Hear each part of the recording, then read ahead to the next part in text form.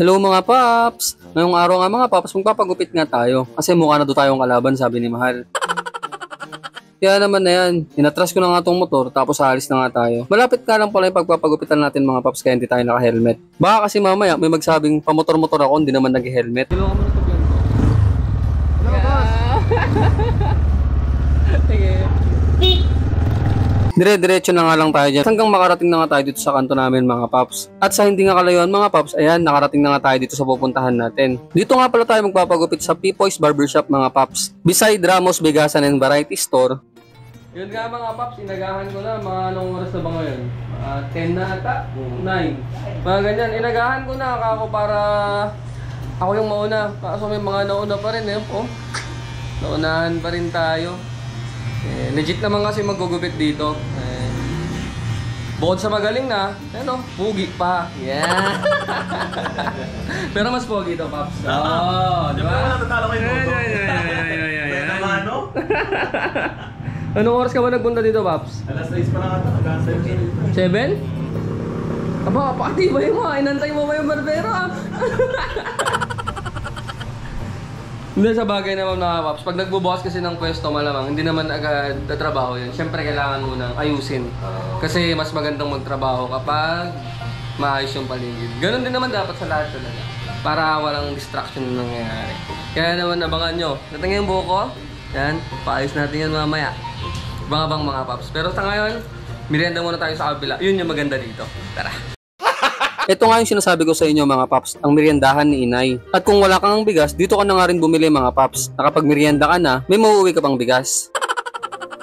Ito nga pala mga paps, yung menu nila at mga price list nila. Swak na swak nga sa bulsa mga paps, yung kanilang price list. Talagang saktong-sakto to sa mga millennials na katulad ko. Natatakam na nga ako dito mga paps, kaya naman yan, umorder na ako.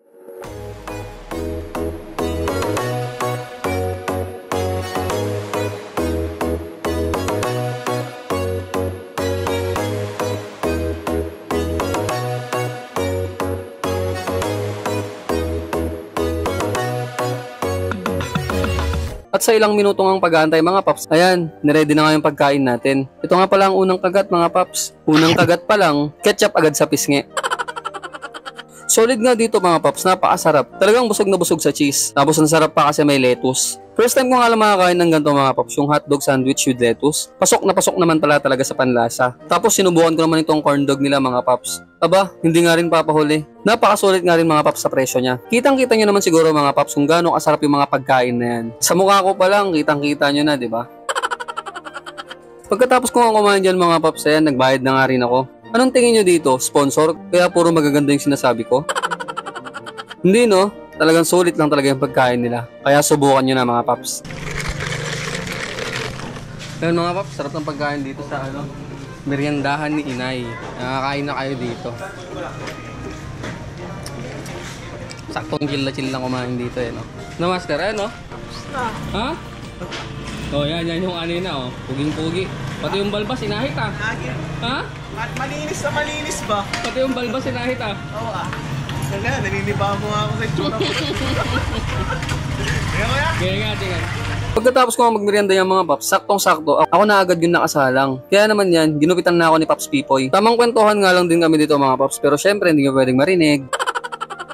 Ito nga yung isa sa masaya mga paps kapag kilala mo yung barbero. Talagang makakipagkwentuhan ka. Literal na kwentong barbero. Charies! Hindi nga siya nagmamadali yung mga paps maggupit. Talagang pulido yung gawa niya. Hindi yung tulad ng iba, naghahabol ng customer. Siya kasi talagang pulido, maganda, at sulit na sulit yung ibabayad mo. Kaya naman ito mga paps yung kinalabasan.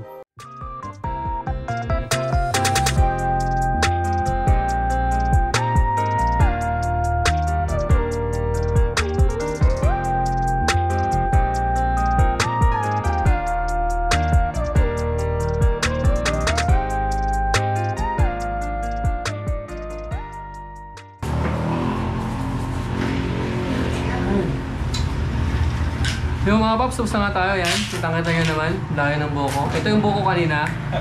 Ito naman yan. Yan. So ayun, nagupit sa atin si Paps Pipoy. O, sa mga gusto magpagupit sa kanya, punta lang kayo dito sa Pipoy's Barbershop. Kanto lang siya ng Sipagan. Yan. Ngiti lagi. Bye-bye!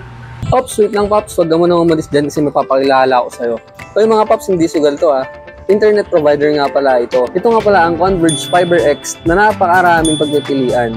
Kaya naman kayo mga Pops, ano pang inaantay nyo? Kung wala pa kayo internet sa bahay nyo at kailangan natin ito ngayon para makapag-Facebook, YouTube at kung ano-ano pa.